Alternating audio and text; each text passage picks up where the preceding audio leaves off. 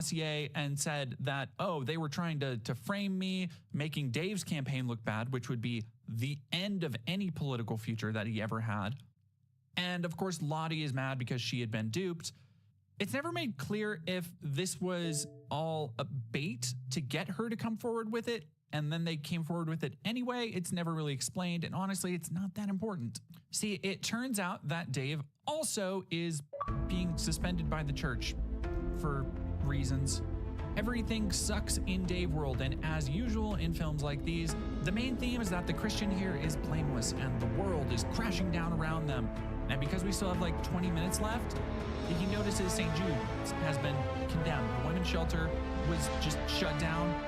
Like, everything is oversimplified, as I've mentioned, but I'm relatively sure you cannot just shut down a place where homeless people are staying as a shelter and leave them out on the street. Like, I know the government sucks at running things, but I'm pretty sure there are other shelters to go to, or barring that, why wouldn't Dave just assemble his congregation to help these people, like in Sound of Hope?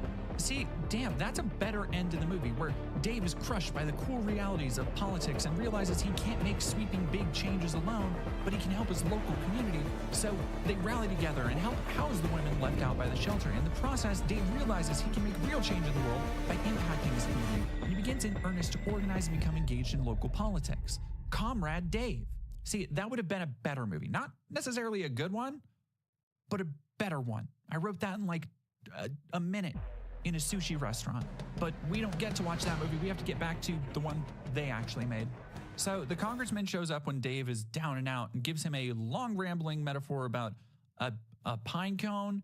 Dave then holds a press conference. Remember, we're like 7 days out from an election at this point. And in the press conference, he says the political system is broken and he's going to continue his losing campaign, which apparently is concerning to the bad guy because Dave challenges him to another debate.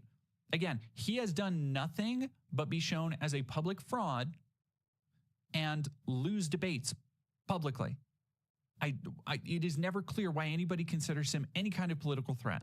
Again, ignoring the political realities of what would happen if a candidate for Congress had been around like 2 weeks and his entire platform had consisted of several massively embarrassing flubs. Like, at this point, Dave has no career in the real world. So then Lottie comes back and she has another dark backstory when it's revealed that, shocker, the sleazebag who's been hitting on her the whole time is actually her ex-husband who wanted her to get rid of a kid, and she never did. And that's something I forgot to mention at the beginning. She has a kid. There's like, that's like side plot M at this point, conservatively.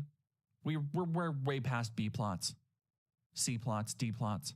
So she and Dave have another metaphor-heavy conversation about being in the ocean when the waves get rough. They buckle down and get ready for the last debate, the big showdown.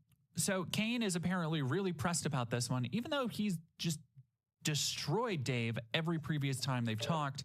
So he makes a deal with Dave and says if Dave concedes, he will fund the women's shelter and say Dave didn't spread the lies about him. Which, again, that's a solid deal that Dave absolutely should have taken, because in the real world, a 0% chance he would walk away a winner from this. Like, this would just be a humiliating defeat. Of course, the debate is just the same thing that they've been arguing about for the entire movie. I feel like I'm going insane. Just limply dancing around the idea of supporting Christian nationalist governance for every man, woman, and child in America. They don't ever actually address many arguments, by the way, for or against it throughout the film. The film can kind of just be narrowed down to Ray Wise saying, you crazy Christians want everybody to live by your moral code, and Dave going, yeah, that's exactly what the founders wanted. And that's the depth of it, and the movie expects you to side with Dave for some reason. At the debate, he literally asks people what America would look like if they took God out of it, which nobody's asking you to take God out of America, just not to have Christian governance running everybody else's lives. Anyway, he asks, what would America look like without God? And he literally rants about how they'd become like China or North Korea or, and I quote, European socialist countries. This was the second time I suddenly laughed out loud in the film. So he talks about why Jesus is awesome while Ray Wise is trying to get big government in charge of everybody. And there's this moment where he flashes back to earlier and a bunch of people talking to him, and one of them's Martin telling him about like communist China, but it's like the trench run in episode 4 where Obi-Wan's talking to Luke. And so he locks in and he puts his hand on the Bible and starts quoting the Declaration of Independence, which is not in the Bible, actually. He says that Christian voters have the power to change things and send the mission to Washington. And before this, I didn't know they made after school specials for people with a senior discount. And the entire audience after this jumps up and applauds. And suddenly, after a month of disastrous campaigning, apparently people love him and he just wins in a groundswell. That's the word the movie uses. I was stunned by the dramatic ineptitude of this last sequence, by the way. There's no tense moment counting the votes. There's no wondering who's going to win. There's barely an actual final debate. It just goes from Dave spitting mad Bible game to he won. And he opens a new women's shelter, which kind of makes it seem like he embezzled public funds for the thing that he was specifically interested in. And we get no real conclusion to Ray Wise or the sleazy ex-husband. Martin gets to preach and Dave is in Congress. So, yay. I've seen a lot of bad movies this year, and while Disciples in the Moonlight is still the funniest and Firing Squad still by far the most inept, God's Not Dead 5 is without a doubt the stupidest and most bewildering. This is a movie that pushes the fallacies that have held this entire series aloft to a breaking point. I do not know how anybody could make this movie and not deconvert from Christianity after it. It was also an incredibly sad experience watching this right after Matt Walsh's movie, where they both end with sequences that can be basically summed up as the main character being right and cool and everyone clapped. But that's not how it would happen in real life. That's why they make movie. This is a film that wants to send so many awful messages and sends them all exceedingly poorly. From the not so subtle idea that Christian nationalism is actually not bad, or it's a liberal buzzword meant to scare you, to ideas that people with literally no political experience should be sought for office, to hand-waving ideas that politicians should have more than a single issue to run on, and each of these ideas, while hit on as subtly as a sledgehammer, is undone by the fact that even in the movie, the bad guy is the more balanced, rational person. It's God's Not Dead 5. What do you want from me? The subtitle is In God We Trust. I have $5 that says the screenwriter mastermind behind this cinematic ooze would like there to be a God's Not Dead 6, One Nation Under God, where Dave runs for president. And honestly, I'd probably watch that because I'd like to see how they would portray a presidential election on this kind of budget. Just have to like film it on the back lot of some Christian radio mogul. It's a bad movie. I am losing any sense of scale for badness. At this point, I have seen more bad right-wing propaganda movies in theaters this year than I have seen like real just bangers, just like good movies in general. And here's the thing, I thought for sure this would be the last one. But oh no, at the end of the month, Dinesh D'Souza has seen fit to grace us with another one of his cinematic masterpieces with Vindicating Trump. If you don't know, Dinesh plops these out like once every 2 or 3 years. These documentaries that are basically 90% reenactments of stuff that never happened and interviews with people who I wouldn't trust with a fork and an electrical outlet. By the way, to give the idea of the time and craft and effort going into this video, it prominently features footage from the failed assassination attempt, which happened like a month ago. So, yay. But in the meantime, thank you, beautiful people, for watching. And if you enjoyed me suffering in this video, consider throwing a few bucks my way at the links down below or at Patreon, where you can get groovy little bennies like access to the Discord. Other than that, thank you for watching and have a great day.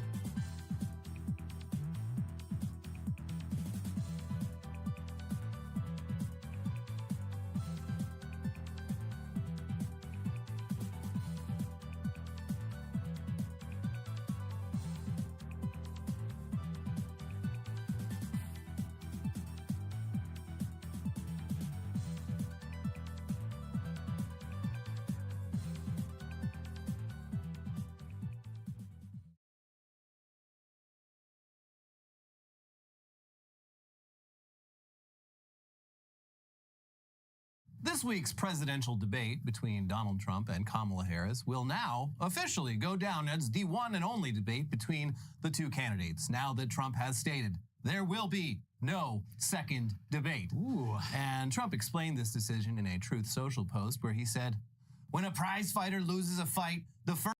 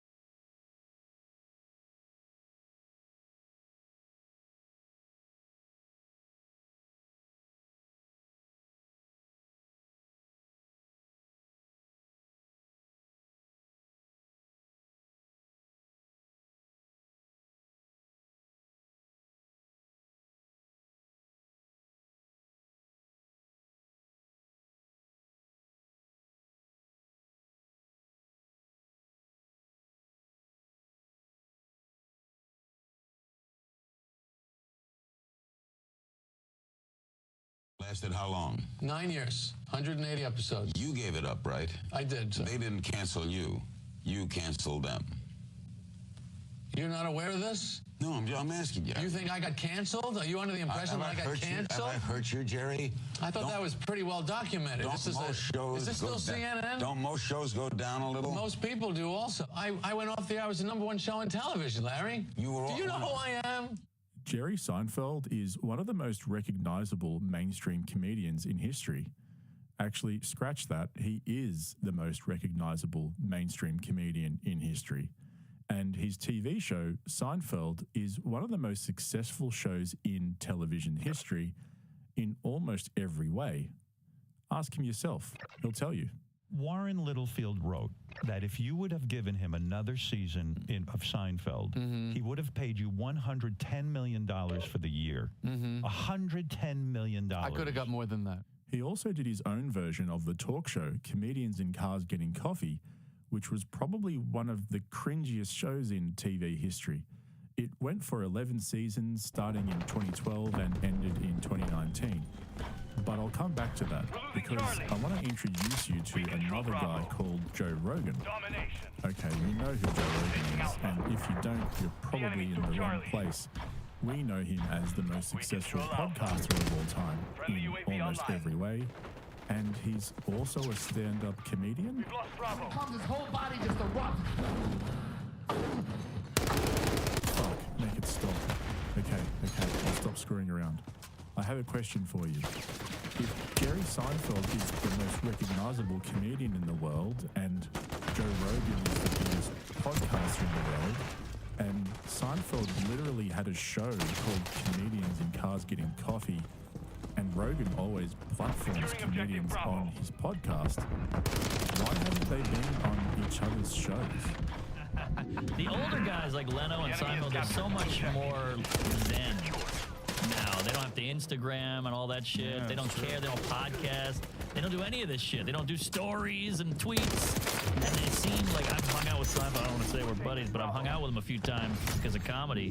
And he's like wise, and he does TM, you know, and he doesn't drink, and he's like centered, and he's got a family, and he loves comedy, and he's got his money, and it's just he's a good guy to look up to as a comedian and like a business person. You like Seinfeld? Yeah, I'm a big Seinfeld guy. You don't think he's wildly overrated?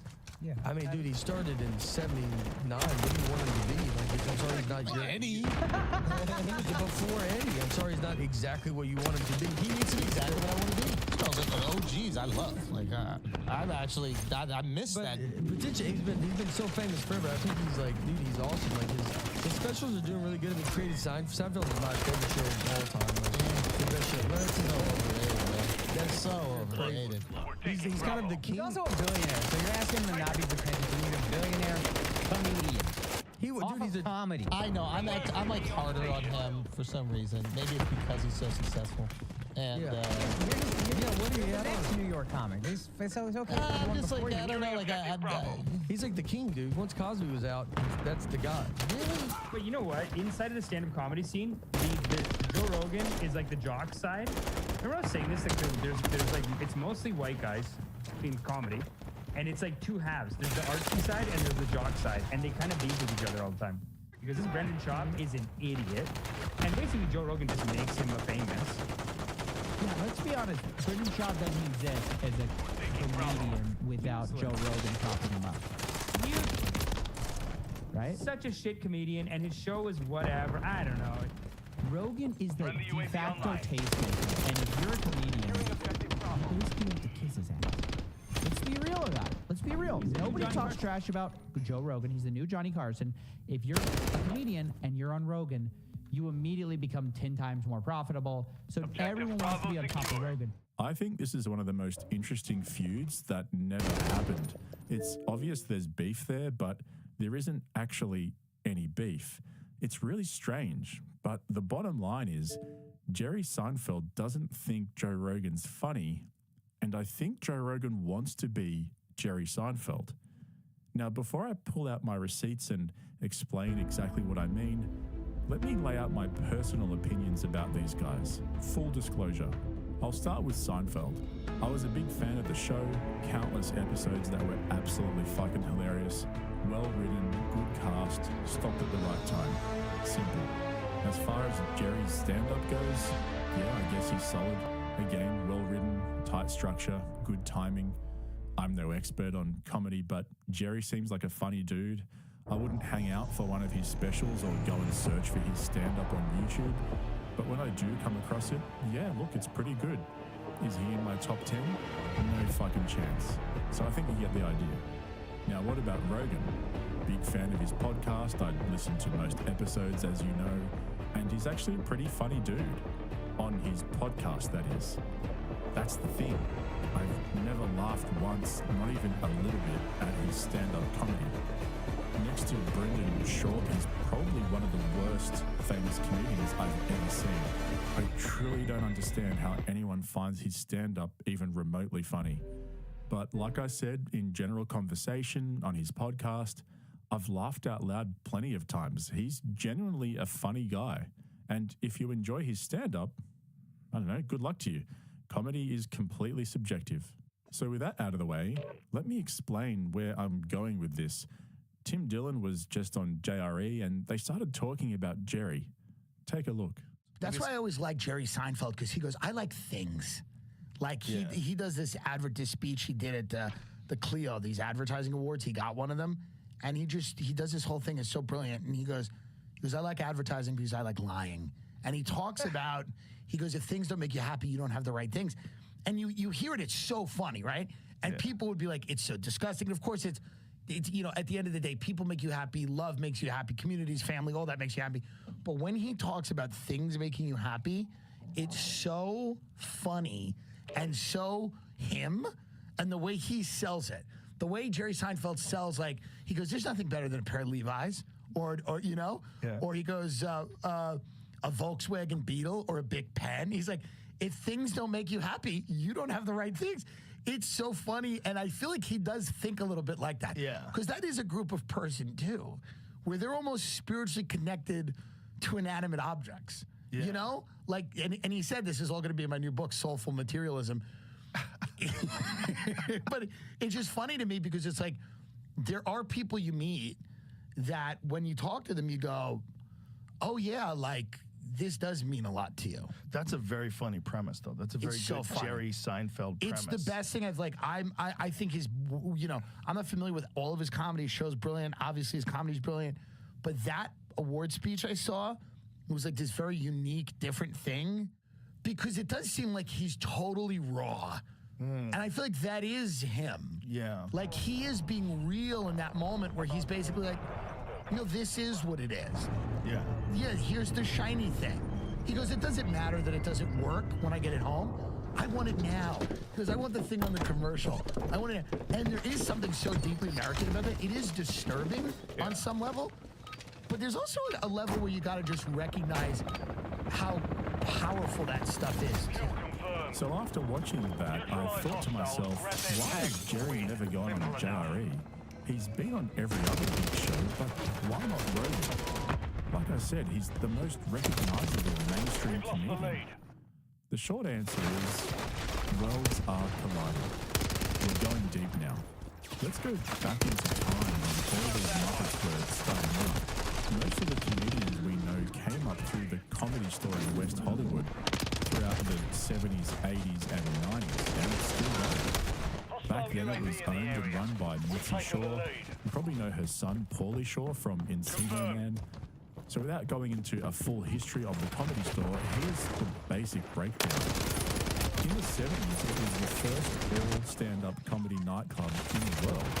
Mitzi used the place to help comedians work on material and get noticed by casting agents and talent scouts. She would handpick comedians herself that she liked, and she managed all the scheduling herself. But here's the thing. Mitzi Shaw never liked Jerry Seinfeld. Jerry says himself, she disliked me instantly because I was very independent, and that's not the Comedy Store model. He said that Mitzi favored comedians who were, in his words, wounded, broken, winged birds.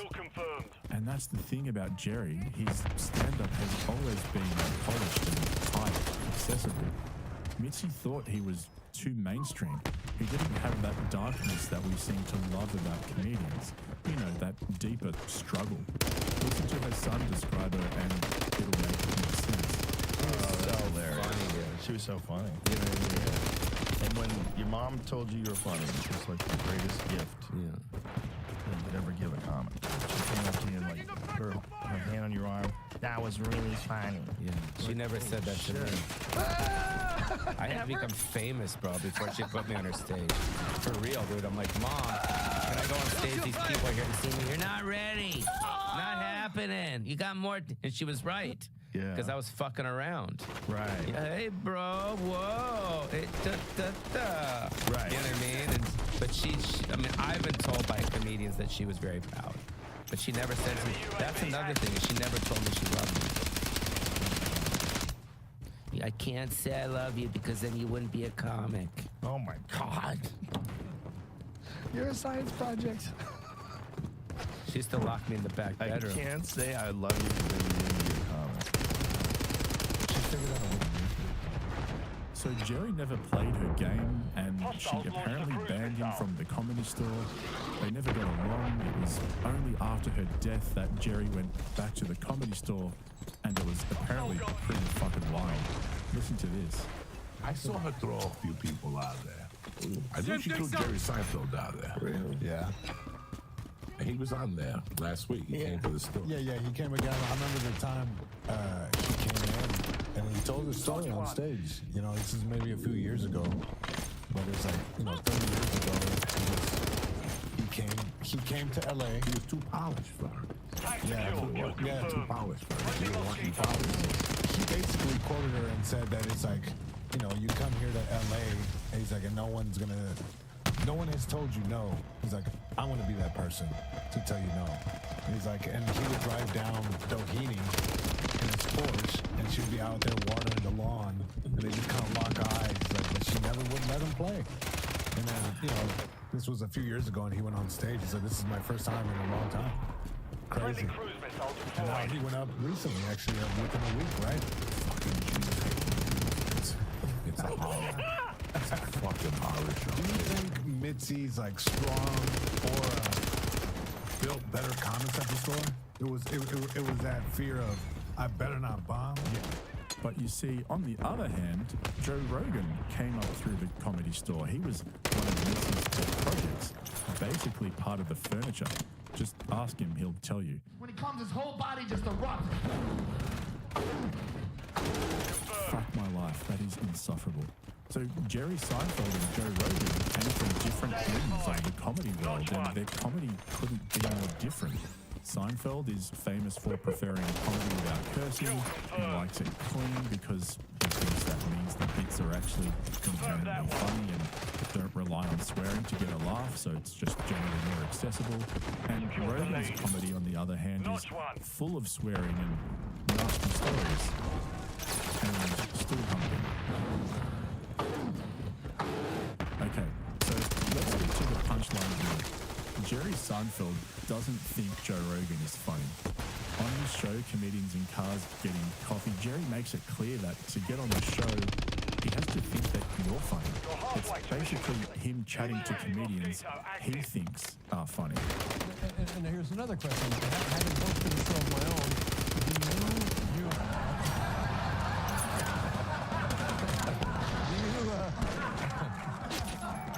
are you looking for the personality as a guest to be the dominant influence, or do you want to be the dominant influence, or do you want to be featured?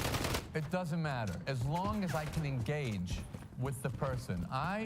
It's really amazing to me that you, who are probably even crankier than me, are able to engage. You're able to engage with almost anybody. I don't have that breadth of interactive ability. I pretty much engage with funny people or weird people or, you know, kind of off people. Anybody who's a little normal, even just like, let's say, a normal actor or actress, I'm lost. I got nothing. I'm not curious. I'm not interested. You got a show. I don't care. You know, I couldn't even describe 30 years of my life.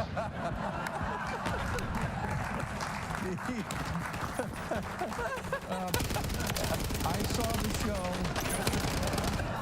That's great. So then, over 11 seasons, 84 episodes, he's had some of the biggest names in comedy on his show. Larry David, Ricky Gervais, Alec Baldwin, what the fuck?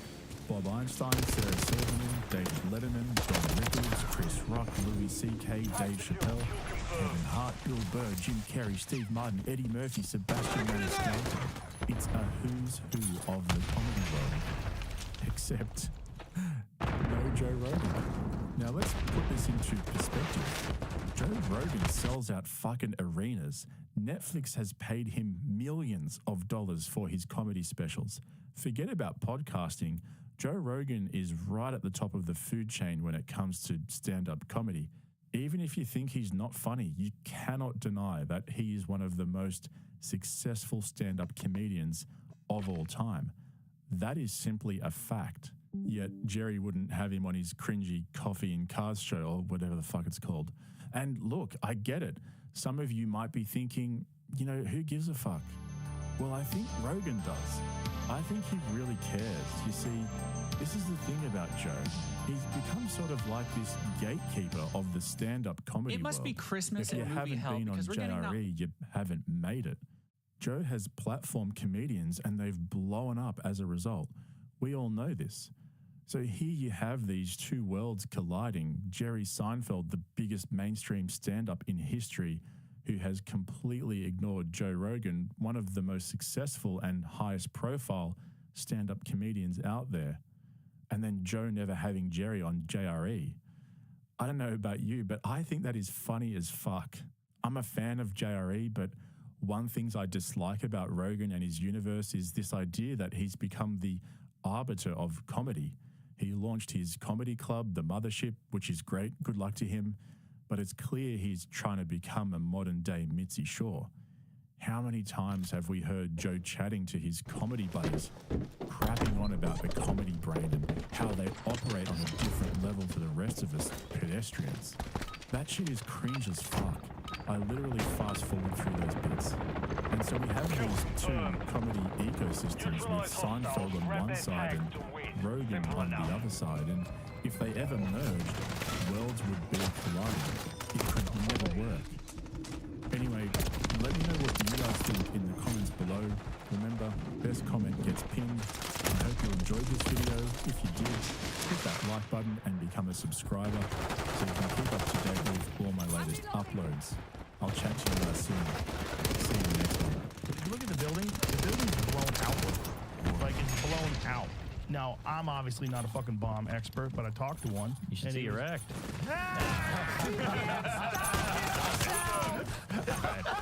Keep going. You just don't levity. If you look at, it did need levity. If you look at the images of the building, if you look at the images of, I'm not a bomb expert.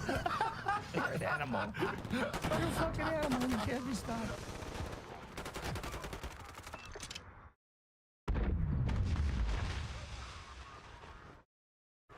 Why else did you get into being a comedian? I don't know. I got talked into doing it. No, I wasn't really very funny.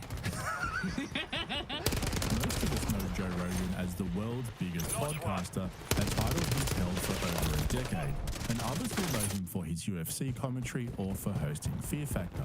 He even appeared in a couple of 90s sitcoms, Hardball and News Radio. But by far his biggest passion is stand-up comedy. Well, you must have been funny. Well, I was only funny. It was like gallows humor. We would go to compete, or we would be about to spar, and I would be the guy who would make everybody laugh because everybody was so nervous because it was scary. You beat it out of each other, you know. Martial arts is the last place you'd think would be a breeding ground for a comedian, but somehow his quirky personality combined with some odd circumstances led him to become one of the most successful comedians in history. You were fighting, and then your pal talked you into becoming my a friend stand-up comic. Steve Graham, two of my friends, Ed Shorter and Steve Graham, grabbed me by my shoulders and said, "You should be a comedian." So then what happened? I went to an open mic night. I watched amateurs try it, and that's how I got into stand-up. And so way back in the late 80s, Rogan the comedian was born, and he's still going. He even recently opened his own comedy club in Austin, Texas, called the Comedy Mothership, where all the best comedians perform, except for Brendan Shaw, but that's another story. Just to give you some background, though, on Rogan as a comedian, his shows often sell out quickly, and he co-headlines with the likes of Dave Chappelle. More on him a little bit later. So however you look at it, Rogan's an elite comedian. He's at the very top of that food chain. But hang on a second. Here's the thing. Joe Rogan isn't funny. Now, before you jump into the comments and profess your undying love for him because you saw his stand-up once and laughed, understand that he's my favorite podcaster. I'm a huge fan, and I actually think he's a genuinely funny guy. Confused? Let me explain.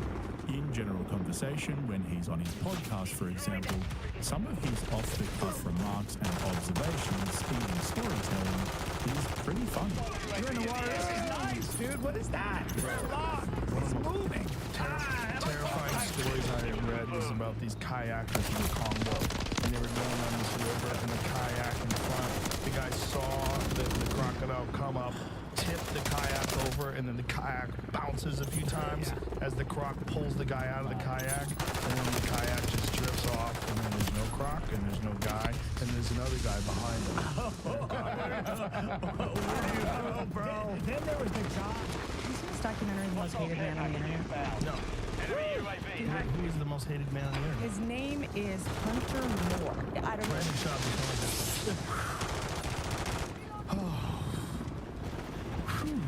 I remember this guy. I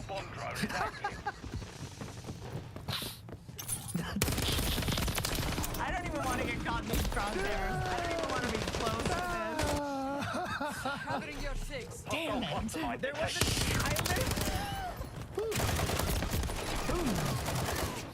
You can't deny that he's got an infectious laugh, and when he's on with the right people, he can be a pretty funny guy. But don't forget how rich and powerful he is. His net worth is estimated to be in the hundreds of millions, and his reach through JRE is somewhere in the tens of millions. Those are massive numbers. And sometimes it's hard to tell when people are laughing because he's funny or because they feel like they have to. Most people avoid them at all costs, but if you fuck up and you're too close to a moose, they'll come for you. They're different. They're different than any other wild animal because they deal with wolves. So they're like real good at stomping. That's what they have to do. If you want to stay alive from a moose, you gotta stomp them. Everything near you. So if you're talking to a moose in a parking lot in Anchorage, Alaska, if you're talking to a moose in a parking lot in Anchorage, Alaska, you might get stomped to death. Yeah. That's real. That's not Will Smith, bro. That's not a little slap. That's a stomp. They stomp. They're 1,800 pounds, and then the giant bulls. Yeah, I might have made that up. Oh man, there's too much going on there to even begin to break it down. Go check out some of my other videos on Schultze and his boy band if you're interested. But that clip was actually the closest I've seen Rogan's general conversation get to his stand-up comedy. He's full of energy, he uses physical comedy, facial expressions, he does voices, he gets loud. It's like he's almost forcing you to laugh. For me, that's where he starts to fall apart as the funny guy. So, how we doing? You having fun? Having a rough week, man. I've been hearing the M word too much from my girlfriend, you know what I'm talking about? She brings up marriage a little bit too much, and it's, I can't even hear that word. I hear the word marriage, my brain just shuts off. It's like, marriage, click. Everyone after marriage is, I don't think so. That's like a contract. I signed this. I can't have sex with other girls for the rest of my life. And I gotta buy you a ring. Scientology is a wonderful religion. Not just because it was written by a science fiction author who wrote more fake shit than anyone that's ever walked the face of the earth. And not by a small amount. This dude never made a second draft in his life. Everything was one draft of nonsense. And he wrote more of it than anybody. Not in his neighborhood, not in his state, not in a year, not in a decade. More than anyone that's ever lived, ever. And Scientologists are like, I don't see any red flags. I think we're good. I think this is legit. Those are good to date sometimes because they're low maintenance. But seriously, if you date intelligent women, they ask tough questions and you gotta give them real answers, right?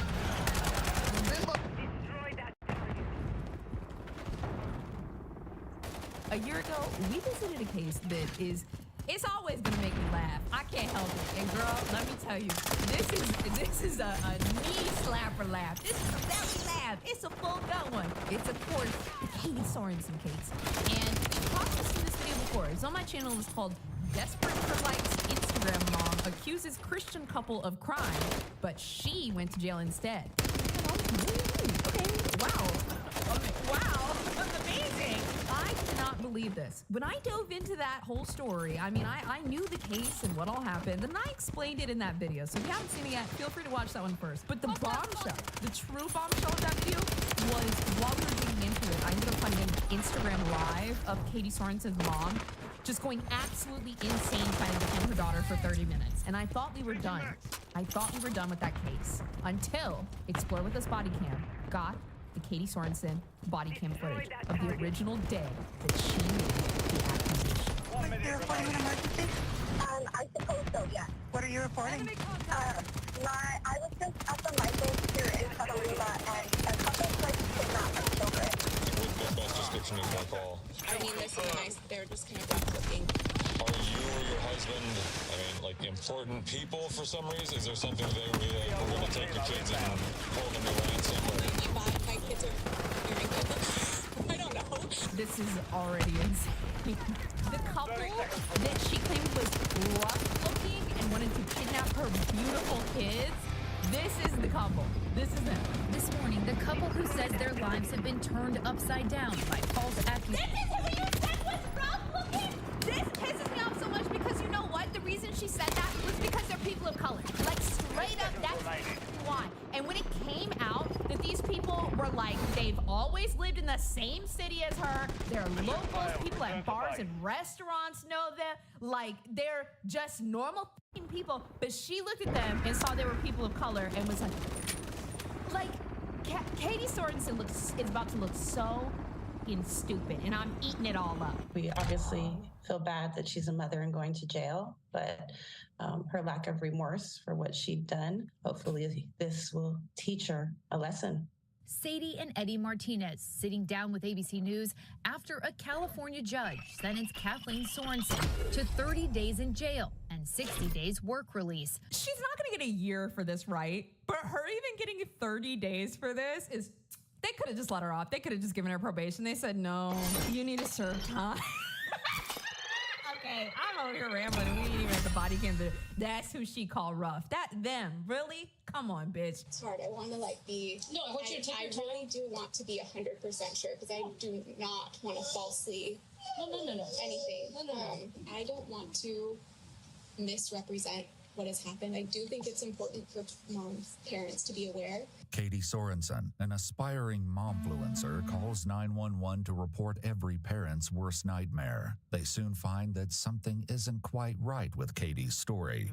On December 14th, 2020, in Petaluma, California, Katie Sorensen made this call to 911. Oh my God, this is the original call. You're reporting an emergency? I was just at the MWIII here in Petaluma, and a couple tried to kidnap my children. They followed us into the store, followed us throughout the store, followed us through checkout. We're on the phone right behind us. I heard them making comments about my children's hair color and eyes, and I thought it was just to be polite. That's right. In Katie's version of events, they were on the phone and they were like, 2 children.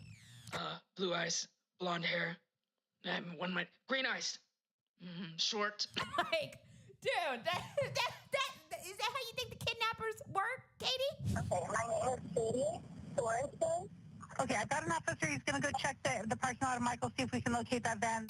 After receiving this unnerving 911 call, Officer McGovern and his trainee meet Katie outside of the police station to get her story. I wasn't listening to everything they said, but they did say blonde hair, blue-eyed, boy, girl. They were talking about my kids, I think.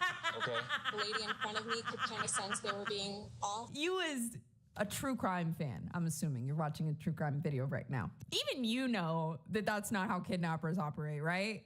So now imagine what the cop is thinking while he's talking to this lady. The minute she said that, this story started falling apart. Although Katie might not realize it, what she tells the officer next will later come back to haunt her, as her story hinges on this one unsettling detail. Okay. They must have put their stuff down. They just followed me right out to the car. I called my husband, and we have a code word, so I said it. And he's just stayed on the phone with me. If I was being followed in a store by a man or 2 people nonetheless, I would not leave the store. If it was this obvious and this serious, I would call for help before I entered the parking lot by myself. And then, so where did the people go? So they got into their car. This was another big part. When I walked up, I knew what was happening because there was a white van parked right next to my car. So the only thing you heard them say is possibly a description of your 2 kids, or you and your 2 kids? Yeah. When asked for a description of the couple's car, Katie tells the officer that she couldn't make out much due to the glare of the sun. Sure, could it make sense in theory? I've just never heard that in a witness statement. What were you, in a metal box? However, she was able to see that it was a 4-door compact vehicle that was dark in color. Katie was, however, able to get a good look at the couple. If you were presented photos of any of these people, would you be able to recognize them? Yes. Just because I was looking at them, because I was trying to disregard my feelings and trying to make conversation. Maybe I was just being crazy. So I kept looking right at them to see if they would talk to me, and they wouldn't make eye contact. Were the 2 people following you? The male and the female were 2 people following. Okay, yeah, so what the best description you can recall? The male he had darker skin tone, maybe Hispanic, wearing a black hoodie that said Black Lives Matters and had like graffiti all around it.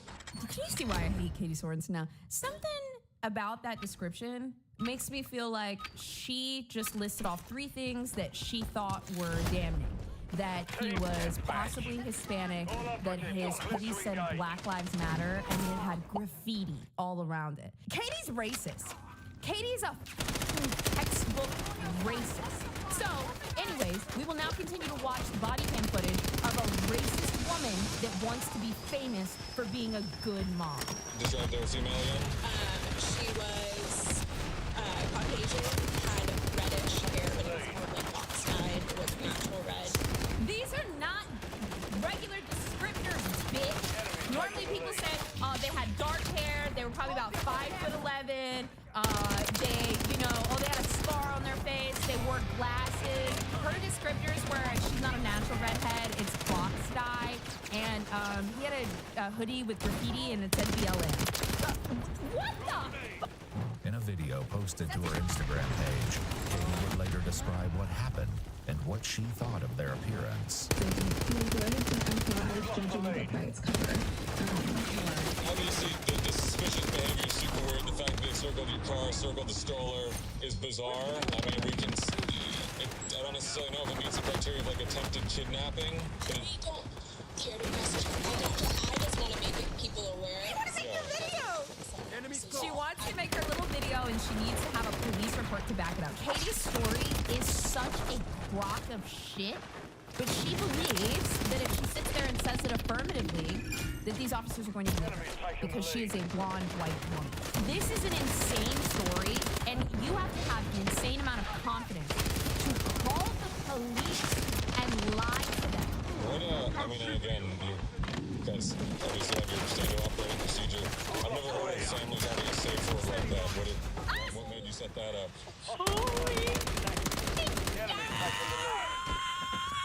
We listen to true crime podcasts. Girl, we just always decided that if it was whoever you were in trouble, like yourself. So you guys, as true crime watchers, do you have a safe word for your family, with your husband, for your kids? Is this valid? Does true crime make people make safe words? As the interview comes to a close, Officer McGovern informs Katie of the next steps before they part ways. We'll put a BOL out, most likely it's a dark colored compact with a possible male Hispanic, and then the description of when a white female adult with red hair and a blue mask. Just at least contact is sorted out, but again, criminally, it's going to be tough to string together what we got. On December 13th, 6 days after speaking to Officer McGovern, Katie posts a 2-part video to Instagram recounting her petrifying experience that day. Soon the videos go viral, receiving more than 4 million views, and Katie's follower count leaps from about 3,000 to over 80,000 followers in just one day. So she put that video out and thought, I talked to the police. I got a bunch of followers now. Let's go, baby. Then they started calling the police department. They said, all right, let's go pay these kids a little visit. After positively identifying the couple, Detective Yeager presents Katie with her findings. On the video footage, this couple actually is in the store for 5 minutes. The only time you guys come back together is when you're in checking out. They come back and check all the items with them. Girl, I didn't even think about that. They done pulled the whole security footage and said they didn't follow you at all. And I know that's true because they didn't come there. Do you guys remember originally why they went to Michael's arts and crafts store? Because the lady in the couple, she was trying to build a manger for baby Jesus for her church. Before you ask for photos of the media to do this, I want to make sure that you're accurate. I'm not discerning what you're telling me. I just want to make sure that because what you're telling us and what we're seeing from the video is they don't match. When you're in a situation like that, you're on high alert. You can't think of new things. You think you know what's happening. So okay. What Katie just said, she's admitting, whoa, I could have been wrong about it because I was really on high alert. So I'm willing to accept that. she wants to stop it right here. She's I'll take a step back. She's already got her video out. She's got her followers, her 80,000 followers. Let's just wash her hands. Just get out of here. That's what her brain is saying right now. So I'm not like trying to contest or whatever it is. That's something for us to address, right? Yeah. Our next step is going forward with this. Is one, prosecuting them, right? Yeah. And two, making sure this doesn't happen again. At the same time, Just as the heat is starting to turn up, Katie takes a pause to settle her son, granting her a momentary reprise from Detective Yeager's uncomfortable line of questioning. so anyway, back to this, we want to make sure that there's real evidence on the media.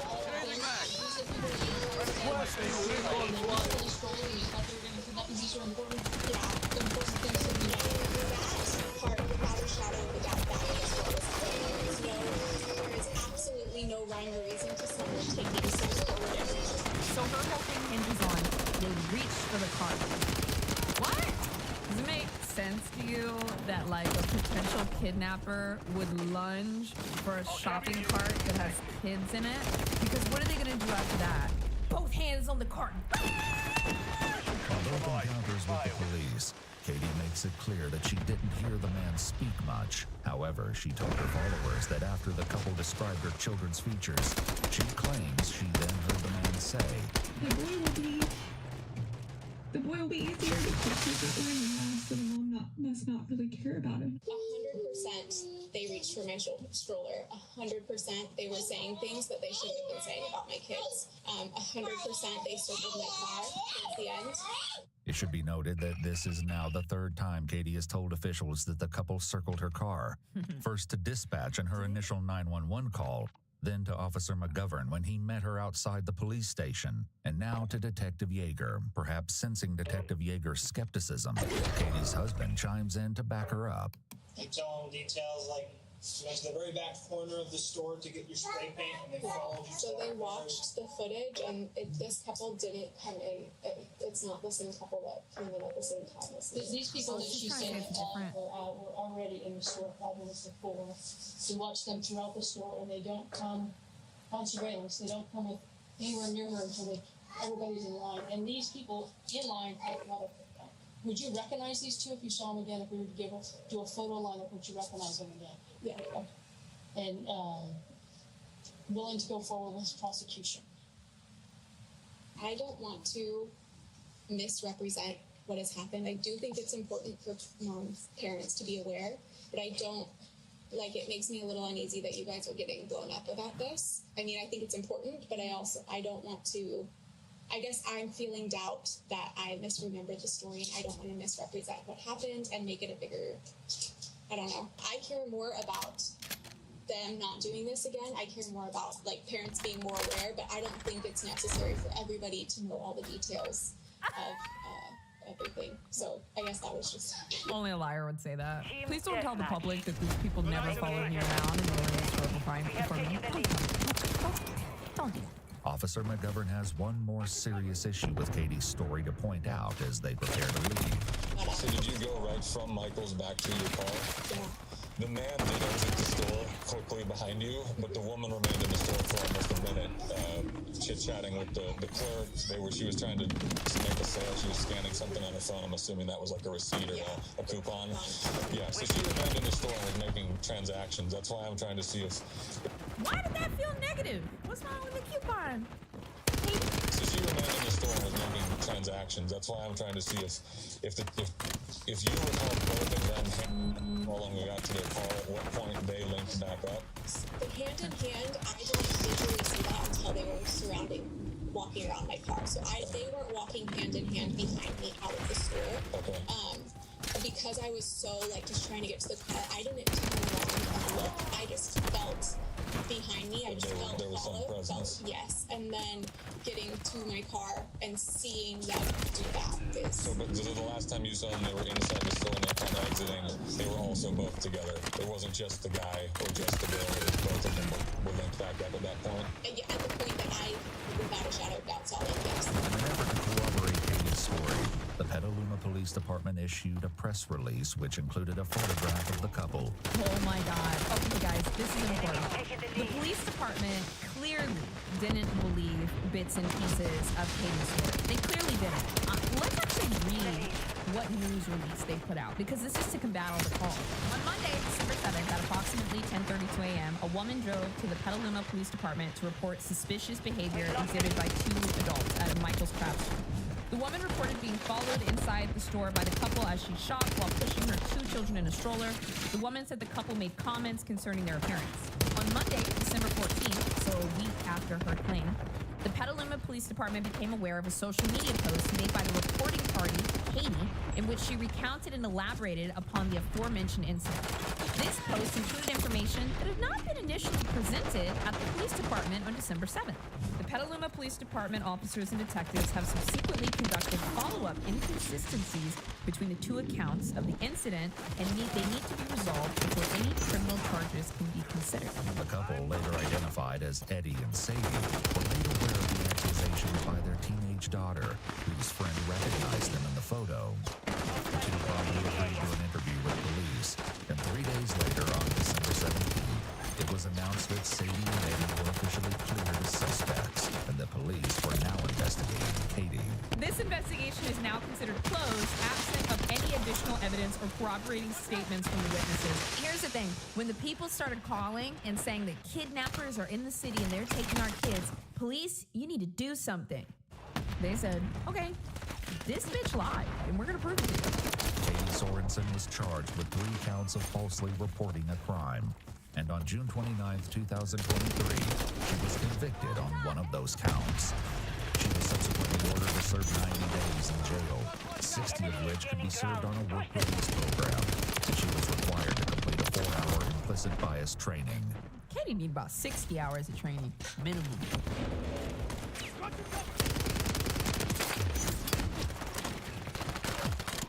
Mo Money Mo non-consensual freak-off parties where the unwilling participants were often beaten and given drugs and IVs to continue in these marathon sessions, and 1,000 Mo bottles of baby oil and lubricants to facilitate these crazy bacchanalia. Yeah, these allegations are bad. Yeah, 12 months ago, Mayor Eric Adams gave Diddy the key to New York City.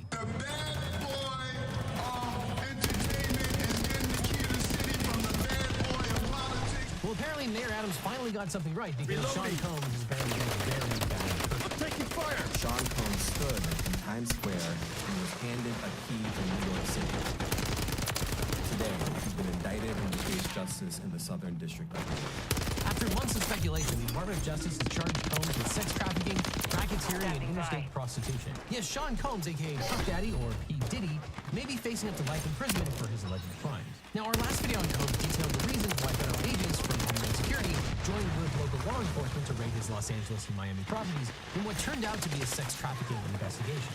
The evidence seized in those raids forms the basis of this indictment. Assistant U.S. Attorney David Williams said, The indictment alleges that between at least 2008 and the present, Combs abused, threatened, and coerced victims to fulfill his sexual desires, protect his reputation, and conceal his conduct. The indictment comes on the heels of several people filing lawsuits against Combs for allegedly beating, drugging, and forcing women to perform sex acts, which were sometimes reported. Combs denied the allegations, but as more lawsuits were filed, evidence started to leak out. CNN obtained a 2016 hotel surveillance video showing Combs violently grabbing, shoving, dragging, and kicking his then-girlfriend Cassie Ventura down the hall. Combs then apologized. My behavior on that video is inexcusable. I take full responsibility for my actions in that video. I'm disgusted. I was disgusted then when I did it, I'm disgusted now. When I sought out professional help. Kind of going to therapy, going to rehab. Sure, he's sorry now, but the Cassie video seemed to be the tipping point. More women and men came forward with allegations. Former employees said they witnessed abuse, and then the FBI raided the properties. The Department of Justice said the video of Combs assaulting Cassie was part of a pattern of conduct where Combs forced women to participate in sex acts with commercial sex workers. The indictment also says Combs went to great lengths to cover up his crimes. For example, quote, when a member of the hotel security staff intervened to help Cassie, Combs attempted to bribe the staff member to ensure silence. And all that brought us to this. Combs was arrested on several counts: racketeering, conspiracy, sex trafficking by force, fraud and coercion, and transportation to engage in prostitution. Now, course, as always, these are only allegations. They have not yet been proven, and Combs maintains that he is not guilty and the government still needs to prove his case in a court of law. But the first count is for RICO conspiracy. Now, we've covered the basics of RICO charges before in videos about Donald Trump and Young Thug. RICO refers to the Federal Racketeering, Influence, and Corrupt Organizations Act, which is codified in 18 U.S.C. 1961 through 1968. RICO is the federal law that was originally designed to combat organized crime. It allows for both criminal and civil actions against individuals or organizations engaged in a pattern of racketeering activity. Racketeering can include a range of criminal acts such as fraud, bribery, money laundering, drug trafficking, sex trafficking, and more.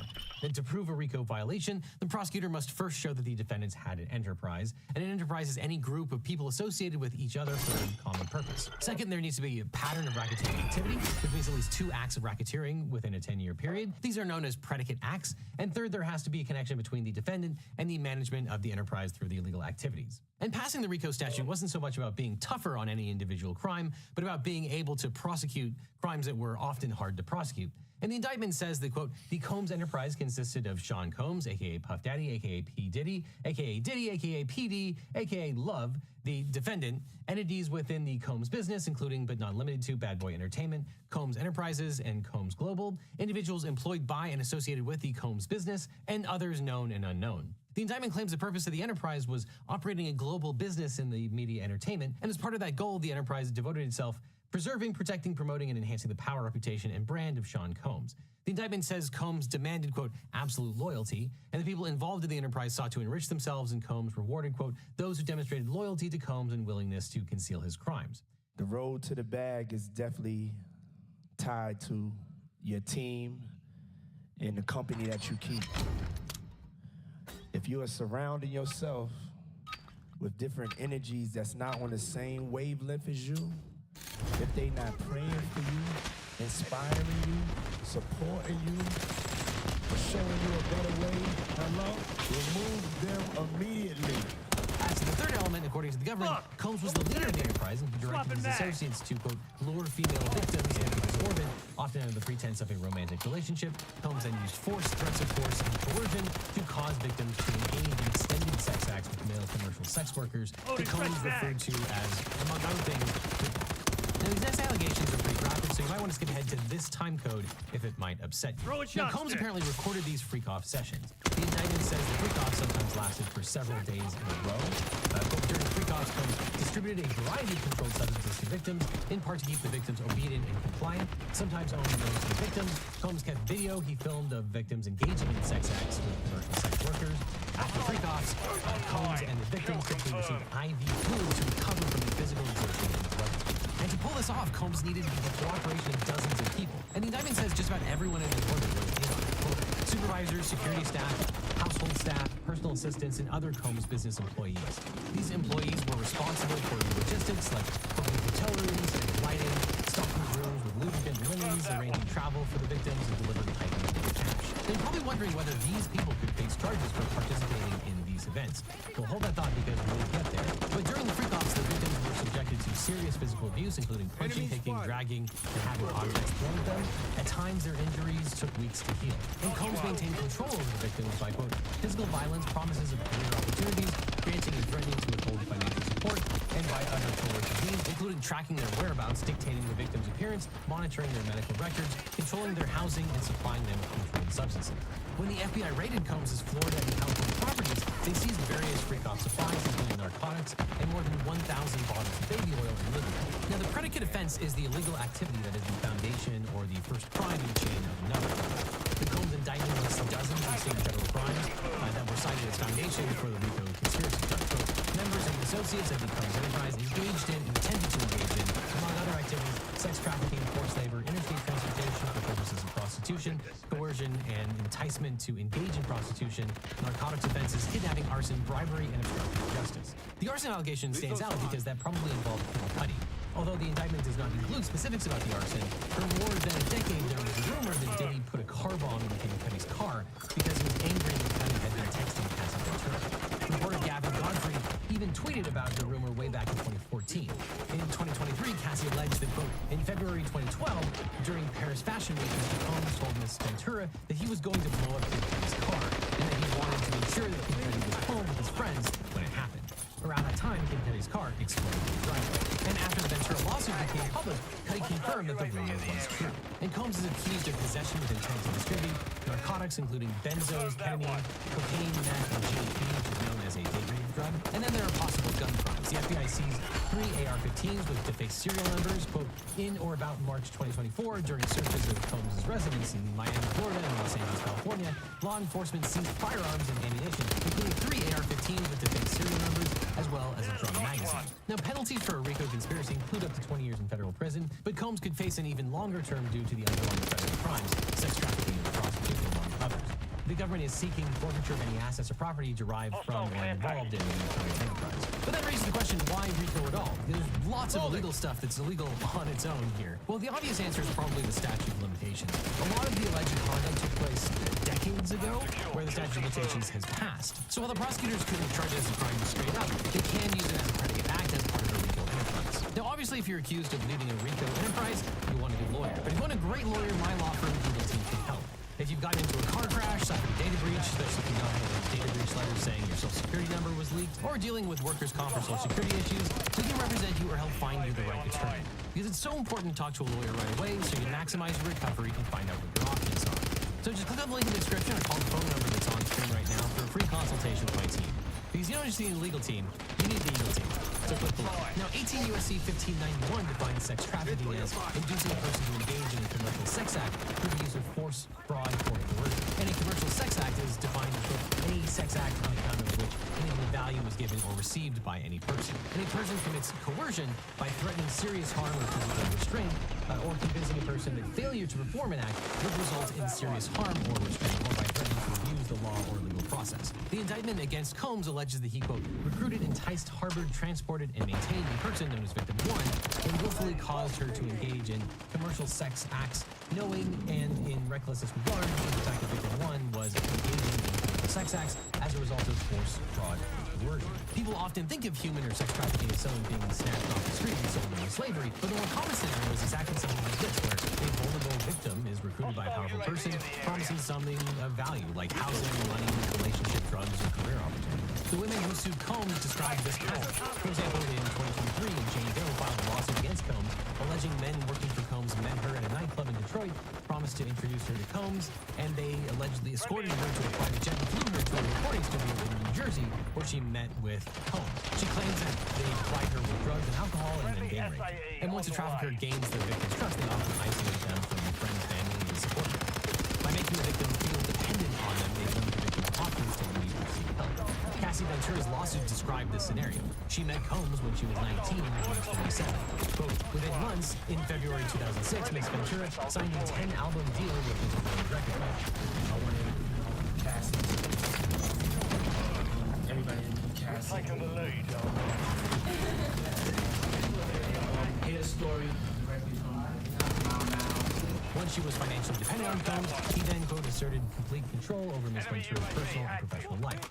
Ventura alleged that she was trapped by Mr. Combs in a cycle of abuse, violence, and sex trafficking. This indictment doesn't name the victims, but it does say that Combs engaged in this sort of pattern of abuse, in that he manipulated women to participate in highly orchestrated performances of sexual activity with male-oriented sex workers. Combs and his helpers, quote, ensured participation from the women by, among other things, obtaining and distributing narcotics to them, controlling their careers, leveraging their financial support and threatening to cut off the same, and using intimidation and violence. To ensure the victim's silence, Combs allegedly threatened their careers and livelihood. He also, quote, used these sensitive, embarrassing, and incriminating recordings that he made during pre-cops as collateral to ensure the continued obedience and silence of the victims. And if found guilty of sex trafficking, Combs faces a mandatory minimum sentence of 10 to 15 years, depending on the circumstances and how the federal sentencing guidelines apply. Now, the federal crime of transportation to engage in prostitution is governed by 18 U.S.C. 2421, which is part of the Mann Act. And as we've covered before, the Mann Act was born during the white slavery hysteria of the early 20th century. The law criminalizes the transportation of individuals across state lines for the purpose of engaging in prostitution or other illegal activities. And famous people prosecuted under the Mann Act, often under extremely dubious circumstances, historically, include Jack Johnson, the boxer, actor Charlie Chaplin, singer Chuck Berry, architect Frank Lloyd Wright, and former New York Governor Eliot Spitzer. Yeah, so historically, the Mann Act was used to arrest black entertainers while driving their girlfriends across state lines. It doesn't have a great history. The indictment states that Combs knowingly transported an individual in interstate and foreign commerce with the intent of the individual engaged in prostitution and attempted, aided, and abetted, and willfully caused the same to which Combs transported, aided, and abetted, and willfully caused the transportation of female victims and commercial sex workers in interstate and foreign commerce on multiple occasions with the intent to engage in prostitution. Violating Section 2421 can result in severe penalties, including imprisonment for up to 10 years.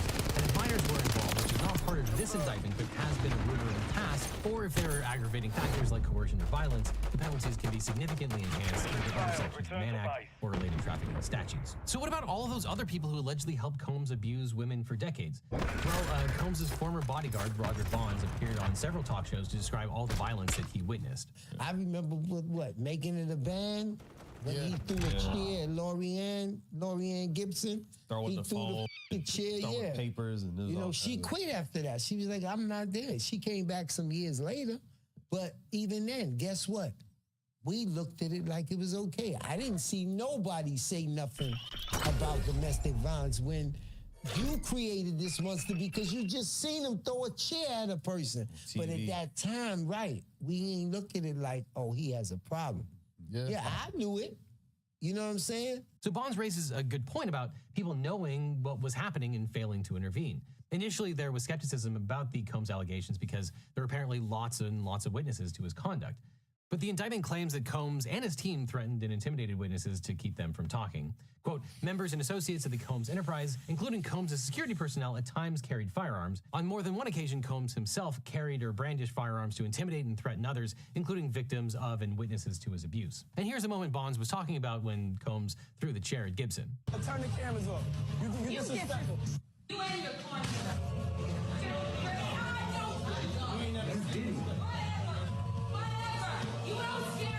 So the screen went black for a few seconds, there was a loud noise, and then everyone in the studio looked shocked, and Combs continued to berate Gibson. And lots of people witnessed this, and the full video might be even more damning. Lorianne Gibson filed a police report, and sources close to Combs said that the argument was just for TV and that Gibson overreacted. But the police evidently bought the story, and presumably they didn't get the unedited video from MTV. And the NYPD did not charge anyone. And that's one of the things that makes this case potentially so galling is that women reported Combs to the police, and nobody really started talking until women started filing lawsuits. But it's worth remembering that the only reason survivors were able to file lawsuits against Combs was because of a new law in New York. In 2022, New York passed the Adult Survivors Act, which gave victims a one-year window from November 24, 2022 to November 4, 2023 to sue their alleged assailants, even if the statute of limitations had expired. And in this case, the law seems to have worked exactly as intended because once Cassie Ventura came forward, the floodgates opened. But AUSA Williams issued a warning to other Combs associates.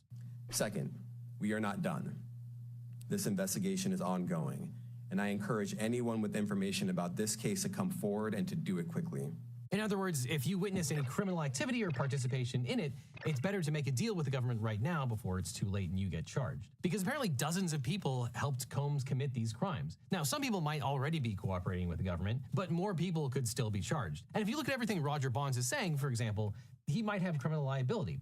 Here he is telling Piers Morgan he witnessed violence against women and never did anything about it. How many times did you personally witness him be violent towards women? Around 4 or 5 times. And was that all with Cassie, or was it Cassie and other women? I seen him with Cassie, and I seen him with Kim Porter, his kid's mother. Right, who's now sadly no longer with us. But what did you see him do? I've seen them get physical. I've seen him get really physical, grab him up. It was one time that Cassie mentioned inside her lawsuit where she said she had to go over to the London hotel. I was the one that was checking on her every day at the London hotel. You know what I'm saying? So I know that to be true. I seen them get into some rustling and punching matches. And there is a federal crime called misprision of felony, which is defined in 18 U.S.C. Section 4. Quote, whoever having knowledge of the actual commission of a felony cognizable by a court of the United States conceals and does not as soon as possible make known the same to some judge or other person in civil or military authority under the United States shall be fined under this title or imprisoned not more than 3 years or both. So if a person has knowledge of a felony and conceals it and doesn't report it to the authorities, that person has committed a crime. Now, prosecutors don't charge people under the statute very often, but the indictment claims other people helped conceal the crimes. Quote, on phone calls, Combs and other members and associates of the enterprise, among other things, provided these victims and witnesses with a false narrative of events in an effort to conceal Combs' crimes. Combs caused these calls to be recorded on at least 2 occasions. Oh, so there are recordings, and the prosecutors have them. Barnes and everyone else on Combs' payroll should probably. Now, Combs has pleaded not guilty. He surrendered his passport in April. His family surrendered their passports as part of the proposed bail package, and he also put his private jet up for sale. Now, notwithstanding, the government wanted Combs held in pretrial detention without bail. Combs argued that some of the allegations in the indictment were from many years earlier, when he was younger and more immature, but the AUSA argued that that was irrelevant, as both Jeffrey Epstein and Harvey Weinstein were held without bail based on criminal conduct that was several years old. But Combs' lawyer argued that Combs' case is different from many of those other high-profile trafficking cases because he was not charged with crimes against a minor. He argued, quote, Jeffrey Epstein, children. Keith Rainier, children. We have a substantial bail package. Some family members are here. They love him. A $50 million bond secured by a $48 million piece of property. On August 20th, he paid off the $18 million mortgage. Now, that last detail is pretty interesting because it looks like Combs knew he was being indicted, so in August, he paid off the $18 million mortgage on his Miami home so he could offer the property as collateral for the bond. The home is located on West Star Island, and it was appraised for $48 million.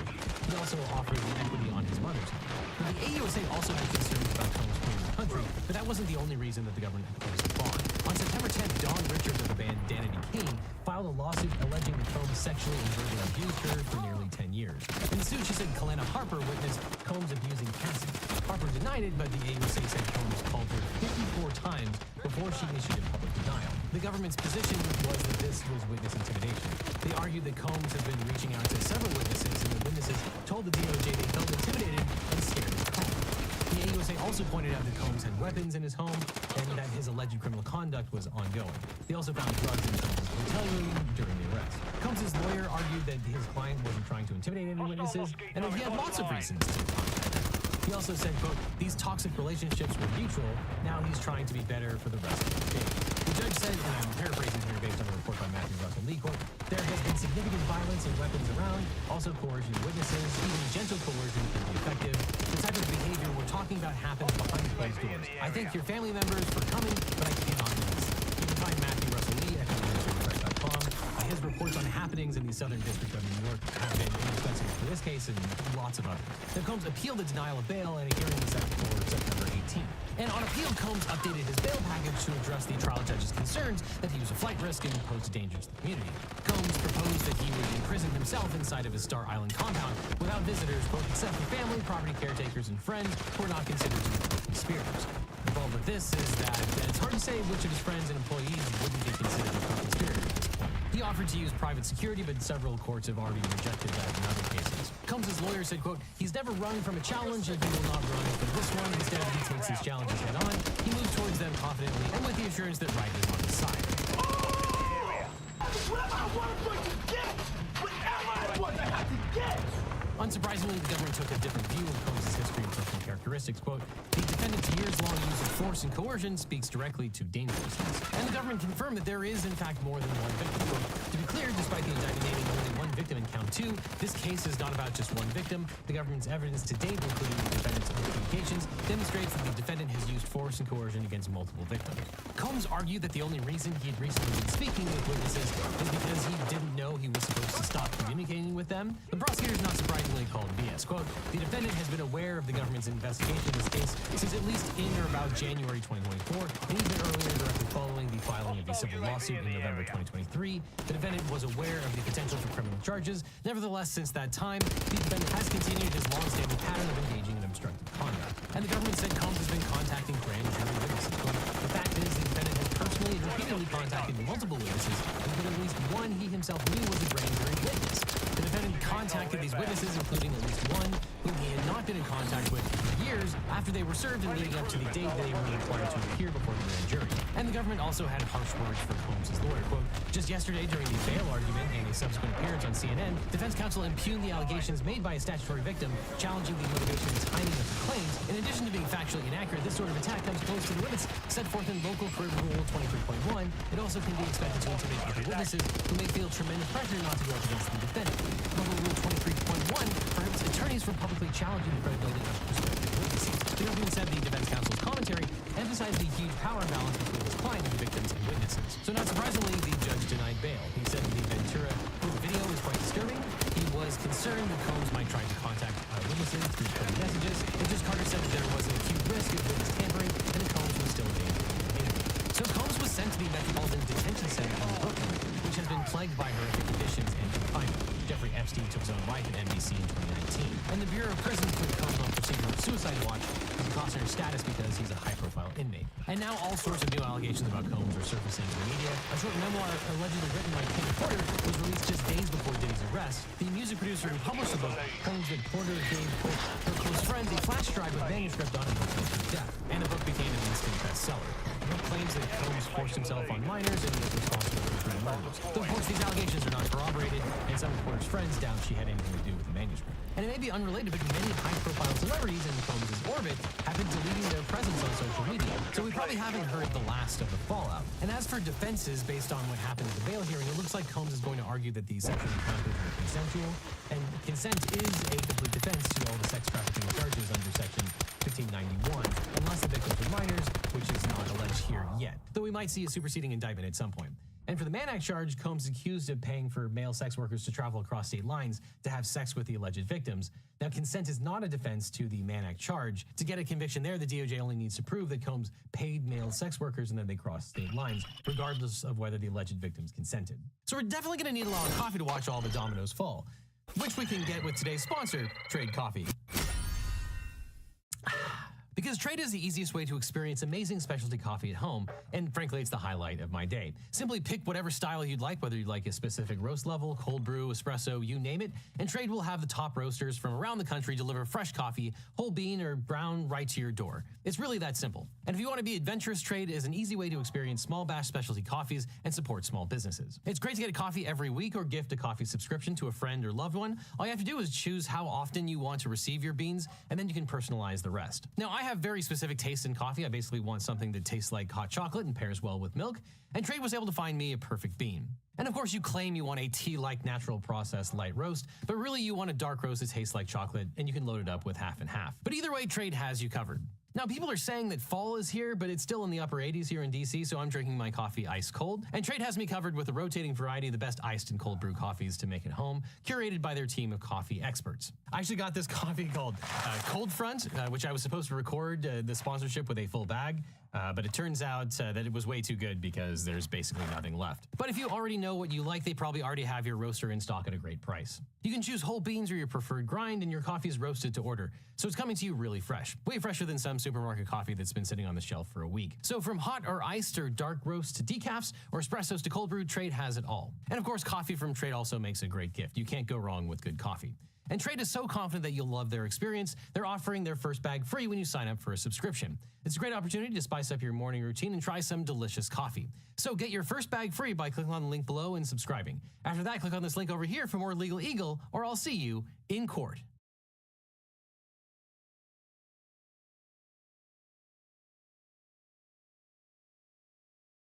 So it turns out those right-wing media personalities who were spewing insane pro-Russia misinformation were paid by Russia. The Justice Department indicted 2 people working for the TV network Russia Today for illegally funneling $10 million to right-wing YouTubers to push narratives favorable to the Kremlin. The indictment goes after Tenet Media and its roster of influencers, including Dave Rubin, Tim Pool, and Benny Johnson. Now, I know it would be easy to drag Dave Rubin, Tim Pool, and Benny Johnson for, at best, being useful idiots. Kremlin puppets. People with zero ethics whose ethical compass is either broken or non-existent. Shills willing to shill for Russian interests. Sellouts for a few rubles. Gormless morons who saw conspiracies everywhere but in the mirror. Complete imbeciles who either didn't check where their money was coming from or didn't care. The dumbest Russian assets in a race to the bottom of the Bochka. Ukraine is the enemy of this country. Ukraine is our enemy. Where was I? Oh, right. But let's not do that because you see, they are the real victims, according to them. They were paid millions of dollars. Several received $100,000 per episode. So please shed a tear for them. Now, these guys have a history of spouting basically pro-Russian propaganda, though they claim that no one ever had editorial control over their content. But hopefully these guys are just going to tweet their way through this. Tim Pool went on the Ben Shapiro show to explain how the whole criminal enterprise worked. Lauren contacted us and was saying, you know, we'd love to license something from you, or we agreed to a non-exclusive broadcast license, which meant that we own the show. The show is owned by the Culture War Company, which is its own company. We own distribution rights, we own audio distribution rights, everything about it. They just effectively paid for a license, which would have it appear on their YouTube channel Friday mornings at 10 a.m. And with that, they got to use my likeness and things like that. But as part of this investigation, the government also seized over 24 internet domains allegedly directed by the Russian government. These influencers collectively made at least $10 million from Russians who directed them to follow pro-Russia talking points. As Molly Knight points out, Tim Pool and Benny Johnson have gotten more money from Russia than Hunter Biden allegedly got from Burisma. Tim Pool is allegedly now cooperating with the feds, while Johnson posts Bible verses on Twitter. So let's talk about why the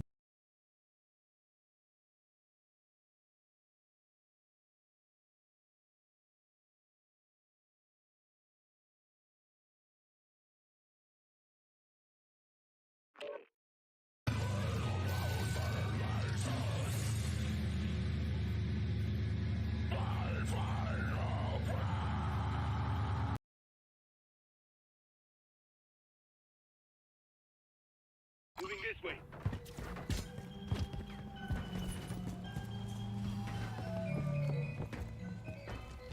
Here it is. A lot of young people, maybe first-time voters, were completely activated in a major way during Black Lives Matter. They were out in the streets, they were protesting. They did the activism, they did the voting, they voted for Joe Biden won, and then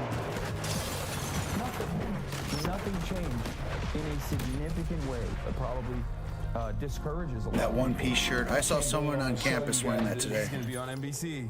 It's one of the most insane things I've ever received. Of the people. Hassan Piker is not your typical political commentator. Hassan is the biggest political commentator on Twitch. If the goal for tonight was to simply demonstrate, for the Harris campaign, was to simply demonstrate competency and remind people how narcissistic and incompetent Trump is, she put up LeBron numbers. Part of the Hassan Piker allure is, number one, he's very attractive. Yeah, I am being patronizing. I don't know who the you are. Hassan Abi, he kind of pioneered the space for the style of political coverage he does. Hassan's channel, Hassan Abi, was the third most streamed channel globally on Twitch as of August 2024, drawing in over 114 million views and 2.7 million subscribers. So we went to spend a few days with Hassan, seeing what his life is really like before, during, and after the streams. Hassan, nice to meet you. Nice to meet you. Thanks for having us out here. Yeah. I usually wake up around 6 a.m., immediately tap in, figure out what's going on in the world, listen to my podcast.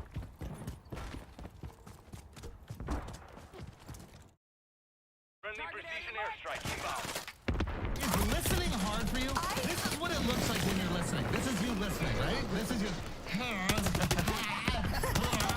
not talking. I'm talking with my face while the other people talk. It used to be, I think, the way that we stayed sane was having offline conversations in the, in the green room, in the hallway, and now it's like, save it for the pod. Like, we're monetizing all of our conversations, like, for public consumption. It's hard to pinpoint exactly when Andrew Schultz jumped the shark, whether it was scamming his audience after he couldn't get a streaming deal for his comedy special, fishing for controversy with his haircut and moustache, or maybe it was death by 1,000 cuts, constantly interrupting his guests, his exaggerated Jimmy Fallon-esque laughter, or even his degenerate epiphanies where he discovers things in real time that are seemingly obvious to the rest of us.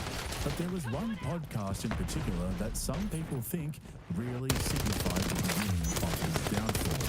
On April 5th, 2023, female comedian Whitney Cummings made her second appearance on Flagrant, and it was an absolute disaster, not just for her, but also for Schultz. For a lot of people, this marked the first time they saw Andrew's true colours.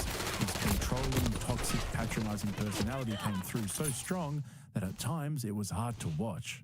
I'm going to take you through a detailed recap of this episode because, apart from exposing Schultz's toxic personality, we finally got to understand why Whitney Cummings is so broken. See, Whitney thinks she's funnier and better looking than she really is. She's too smart for her own good and gets in her own head and tries to rationalize her public image. For me, it's like I get defensive because I go, when you say I'm not funny and all this bullshit, you're coming for the people that paid money to see me, and I'm protective of them. So I think that's when I take that personal, because you're saying my fans are dumb. Everyone that came and laughed and honked and whatever the hell we want to do, I'm like, I know that you guys laughed, and if anyone says this isn't good, they're judging you. Like, I went all over the country, I went everywhere, and I just really feel that I don't even know if I'm good at podcasting. That's the other thing. I think you are, but it's a very different thing. Like, you have celebrities on, and you prepare, and you do all this stuff, and I respect that, but it's like what we do, it's just a little different. I don't have the white man thing of I'm just like, who wouldn't want to hear me talk for 3 hours about anything? Like, I'm not allowed to be boring. I have to be twice as good to get half as much respect. Okay. You disagree? Maybe. Well, how so? I don't know, you have to be twice as good? I mean, I just get half as much. Being an unfunny comic must be the hardest thing to deal with for her because it's the last thing that she's willing to accept. Whitney Cummings is not unfunny, man. She is funny. Yo, come on. Go, podcast cringe. I'd love to see you do a Type 5, Mike. Because Whitney Cummings, I mean, I'm not trying to fucking get my head off the strip or fucking it. She's not terrible. I like her. So I can't really say much about her television show, which was actually starring Stalia. That fucking. I mean, that kind of fucked her. Anywho. What are you doing? Me?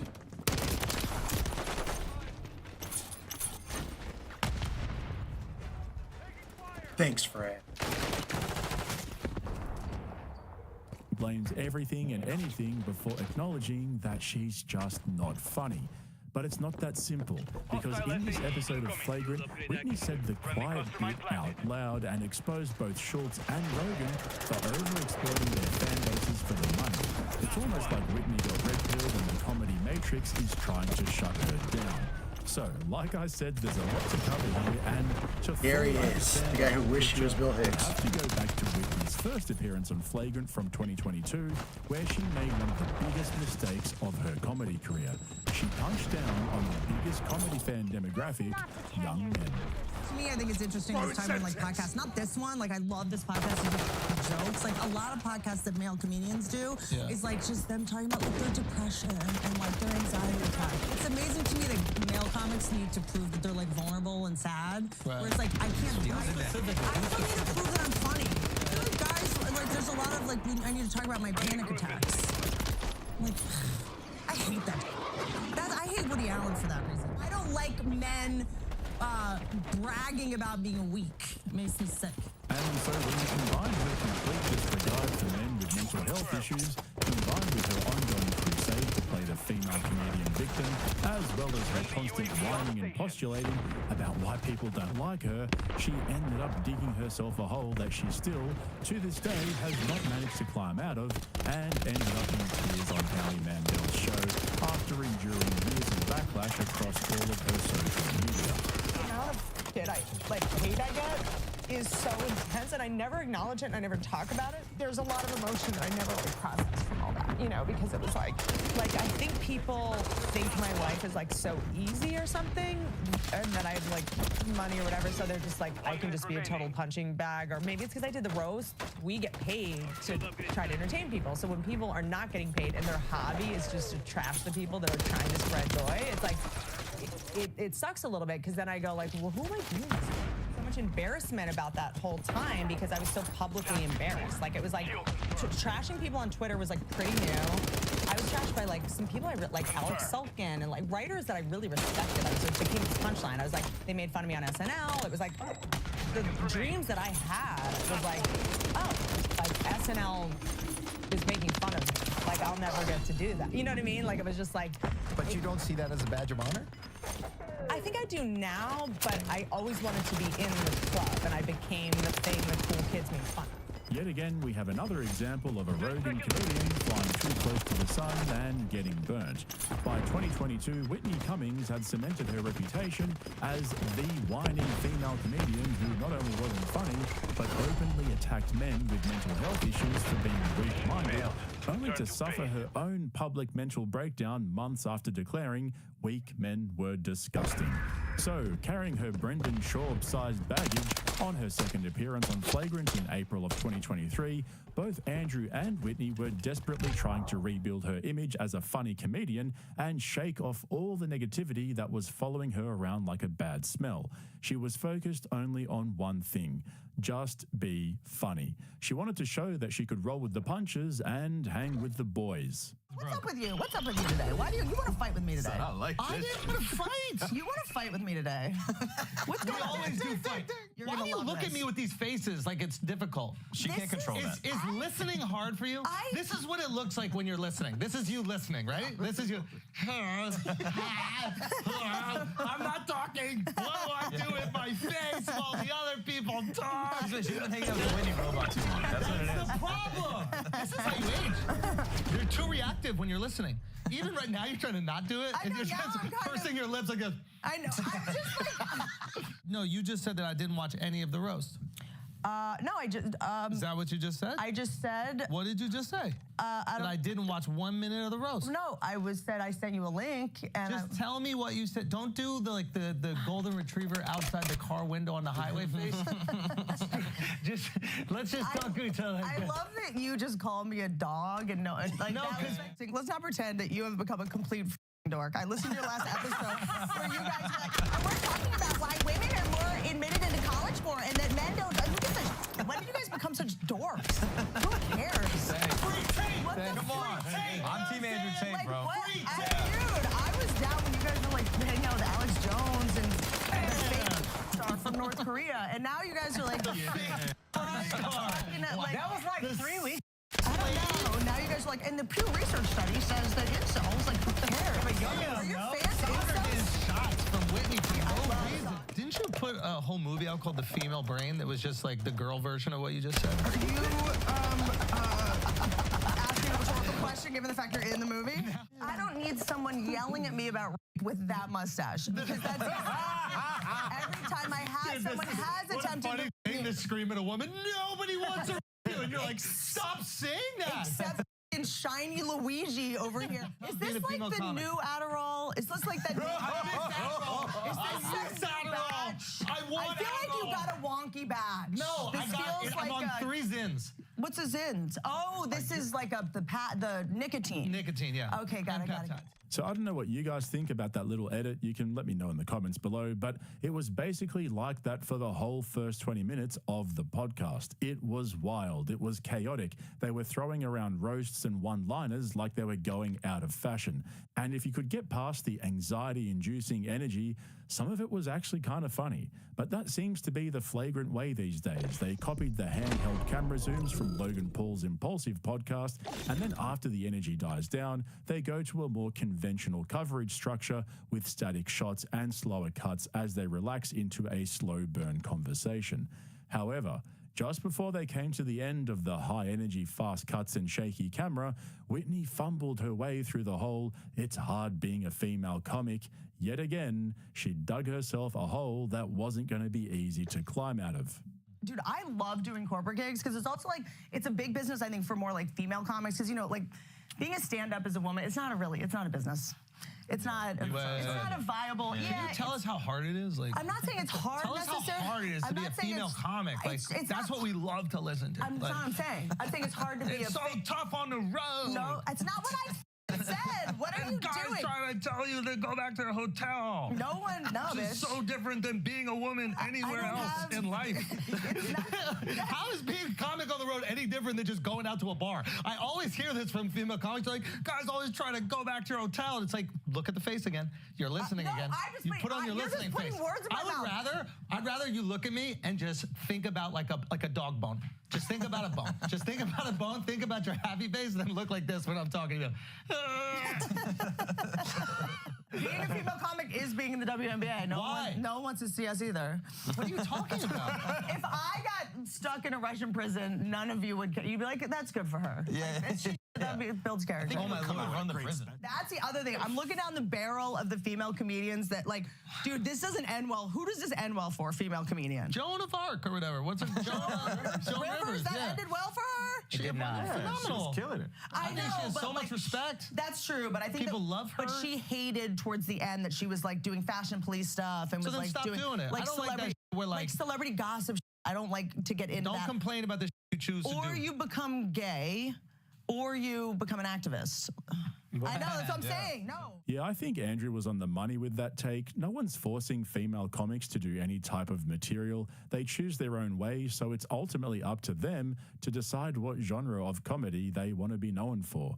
But it seems like that really isn't the problem for Whitney. After becoming known as the female comic who punches down on guys with mental health issues, she ironically ended up putting on a display of just how broken she is. For those of you who don't know, she apparently had a rough upbringing and recently lost her mother, who she had a troubled relationship with, and so as a result, she found herself switching teams and shacking up with another woman. Sound guys you're really won't touch dating you. A girl? Yeah, I mean, it's like you know what that my proves mom to me, just died. honestly? Yeah. Don't do the mom died thing and now we got to feel bad. But I don't. Why you did that? I feel great about it. It's a relief. I'm glad my mom died. She was a hate. She was a. It was not. Didn't love me much. Welcome, yo. Yeah, dude. You know what I'm saying? Welcome to the club, my mom was an asshole, dude. I really? mean, she put me into like modeling when I was a teenager. Like, but now you're sliding that meat over to a girl, right? Like, well, no, it's what's not the like deal super serious. It's just like grief does wild shit. Do you know what I mean? I need to know what's going on. You come on here, you say you're a big old bull dyke out of the nowhere. Hold on. Right? I'm not a bull dyke. Come on. Did Emma take down your Die Hard poster? What's going on? What's going on at home, Andrew? You come in. What's going on at home? You come in and you tell me that you're lying about something. What's going on? Are you shooting? I need to get to the bottom of it. Are you shooting blanks? Why? Who gives a shit? Why is it your business, Andrew Schultz? Why can't Whitney Cummings just say who the fuck she wants? Get with wants. Why does it matter? Why does it? Oh well, see, I thought you were this, but then you're this. Fuck off. Are you such a grump? Yes. How am I grumpy? You have some rage at me, Andrew. This is a new kind of rage. This is a good defensive strategy. You come in here, you accuse. This is gaslighting. This is gaslighting. Do you learn this from your lesbians? Yes. She's been dating women now. She knows all the tricks. Now they know how to do it. I've always been a woman. You come in here. I've always been a woman. What are you talking about? Dating women. Yeah. Yes, this is the first time I've actually dated a woman. It's actually just like a little more like helpful. Do you know what I'm saying? Like you get. God. Is this just the first time you've had a female friend? Did you just prove what I'm saying? I literally said you want to be with some company that can be an assistance to you, and then you're like, you know what? It's just a little more helpful. You know what, guys? Have another woman around. That's something you guys want to talk about. Let's talk about how more women are being admitted to universities these days than men. How do you feel about Where did you go to school? Who gives a shit at UPenn? You went to UPenn. Yes, I did. Got you. Nice. Yep. I like how Andrew has this mustache and it's not long enough to talk. UPenn is an Ivy? Yes, it's very much an Ivy. Really? Yeah. Not really, though. Yeah, no, it is like actually an It's Ivy. like Stanford. No, it's like not really. So clearly there's a few things going on here. She's grieving, she's receiving a ton of hate from the internet, and she's struggling to rationalize all of this in her head. All the while, she's also just trying to be funny. It's just like there's a point where you realize, like, am I my mother's daughter? Or am I my own person? And I guess I never got to be my own person just because I was in the shadow of her illness. So I think you suffer from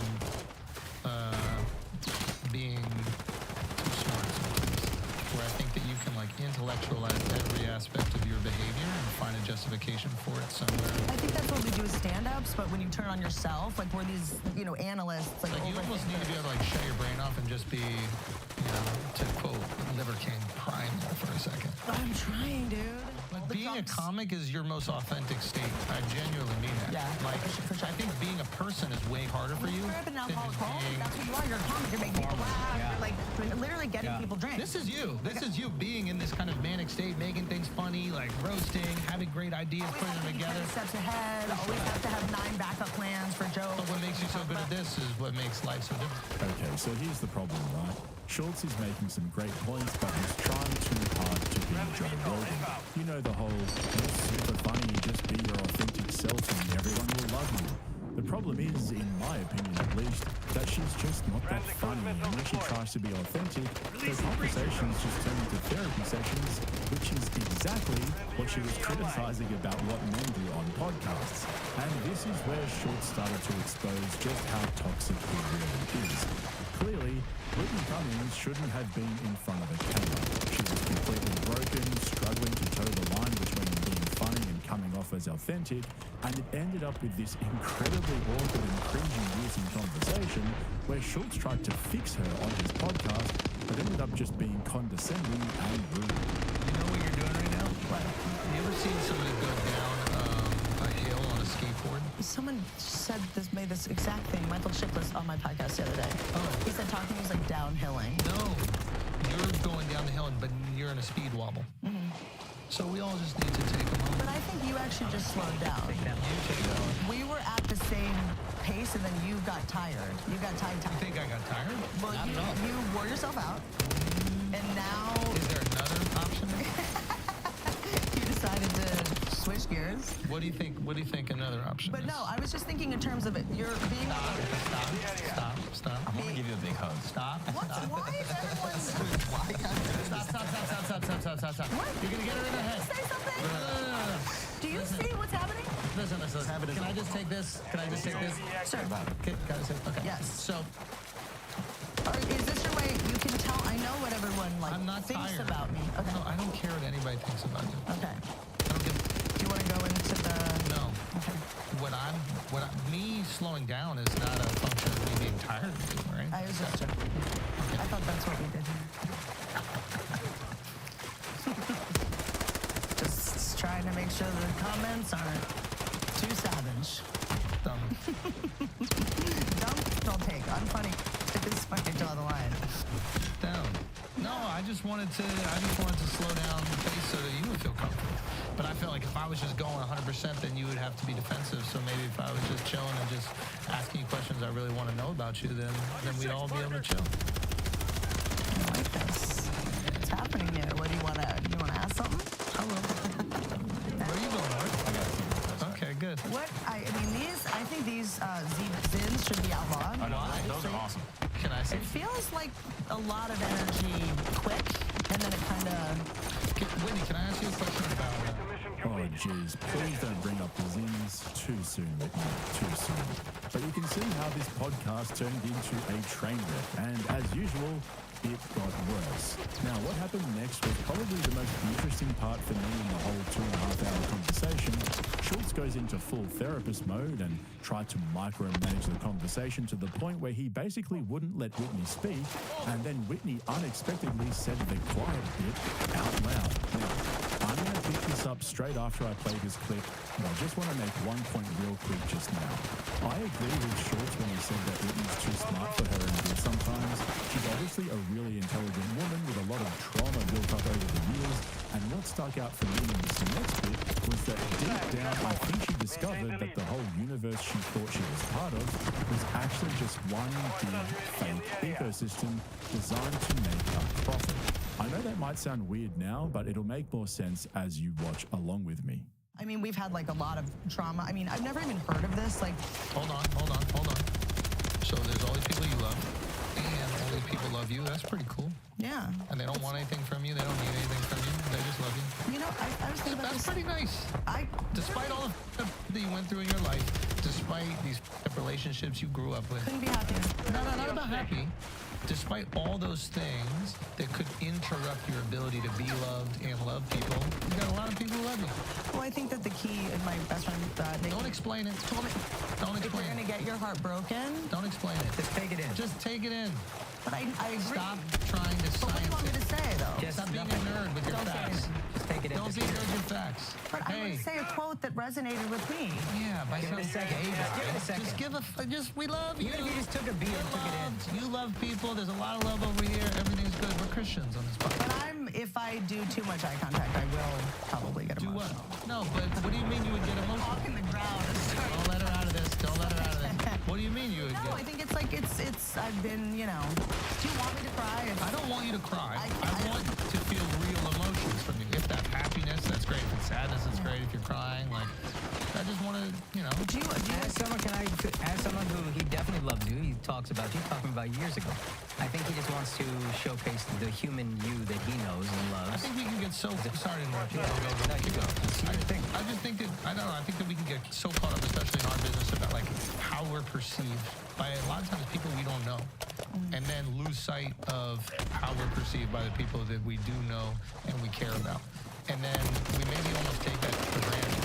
And I do that all the time. Maybe I'll come in, I'll be frustrated or whatever, and like sometimes I like to take a second to be like, wow, man, like we got a bunch of guys that work on this podcast that like have really busy lives in their own relationships, and everybody's coming in to work on this one thing so we can all be successful, and they're like sacrificing and having time. Like we hung out for Alex's birthday on Friday, and it was like so much fun to like celebrate someone else, right? We can get so focused on our own lives. It's so much fun to celebrate someone else, get drunk, be silly, make fun of each other, and it was just a great thing that we weren't filming it, we weren't making content.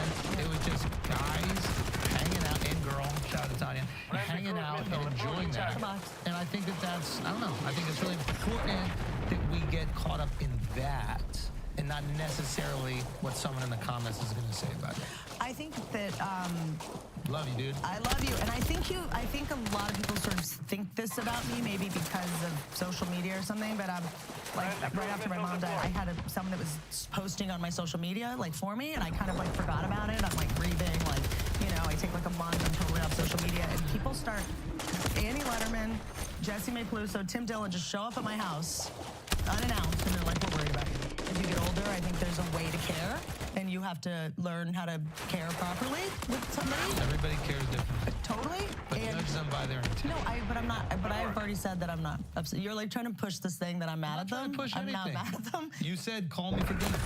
No, but I just said, I was like, what's going on with us as a community that we stopped hanging out off camera too? So I think that a lot of it's hard. But I think also a lot of comedy, like Akash and I have to like plan times to hang out. Yeah. Well, we have lives, we have worlds that we want to do. Totally, things, I'm just saying we're in a very high risk profession, and it used to be, I think, the way that we stayed sane was having offline conversations in the, in the green room, in the hallway, and now it's like save it for the pod. Like we're monetizing all of our conversations, like for public consumption, which is great. It's healing a lot of people. People love it. Can I finish before you roll your eyes? Can I finish before you roll your eyes? Okay, that's pretty deep and sort of goes with what I've said in a bunch of my previous videos. It should be obvious by now that Whitney's both smart and trouble, and when you combine that with how fake the extended Rogan universe is, it's not hard to see how she would sit back in her time of need and think, what's going on here? Why don't we just hang out like normal friends? What happened to everyone? I can't even call up my friend Andrew or Bert or Rogan for a chat without being told to save it for the pod. It's like the kiss of death. And you can see that from this episode as well. 90% of the conversation should not have been recorded. This should have been a private conversation, and I think that's what Whitney was trying to say. Here she is on one of the biggest comedy podcasts in the world, trying to have a real conversation with her good friend Schultz, and he's basically trying to stage an intervention just for the views. Now, like we saw at the beginning of this video, Whitney gets emotional on other podcasts and can't stop talking about her feelings and emotions, even though she thinks it's cringy when guys do it. Whitney Cummings, if you hear me talking right now, stream of 0 viewers, I'm here for you. One hundo. Okay, fine, but she's also calling out her comedy buddies for putting profits before their friendship and trying to monetize all of their conversations. So you had these like great intimate relationships, with friendships with comics, and then something happened where you felt like it wasn't as not with the guys you mentioned, but maybe with other people where it wasn't as. And I'm sorry, but like, I don't think enough people talk about Schultz's stupid fucking 1945 fucking haircut. All right.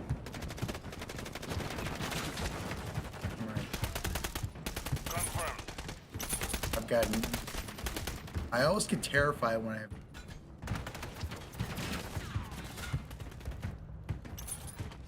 I have my Gmail because I'm insane. I have like notifications on.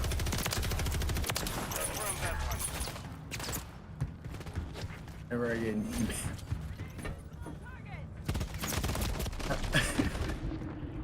2024 emails, get notifications for email. 2020. That's how I roll. Oh. Check that.